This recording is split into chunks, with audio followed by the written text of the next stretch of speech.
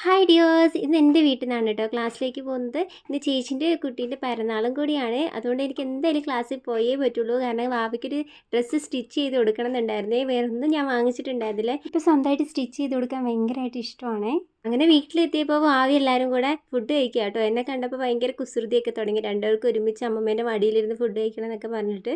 അങ്ങനെ ഭാവിക്ക് ഡ്രസ്സൊക്കെ കൊടുത്തു കേട്ടോ. സ്റ്റിച്ച് ചെയ്തത് കണ്ണൊക്കെ അടച്ച് നിൽക്കാൻ പറഞ്ഞ് അങ്ങനെ കൊടുത്തത് കേട്ടോ.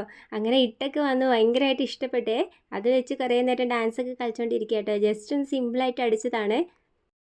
ഈ ചൂടുകാലത്ത് ഇങ്ങനത്തെ ഡ്രസ്സൊക്കെ ഇട്ട് നടക്കാൻ നല്ല സുഖമല്ലേ. അതുകൊണ്ടാണ് കേട്ടോ അങ്ങനത്തെ ഒരു ഡ്രസ്സ് അടിച്ചത്.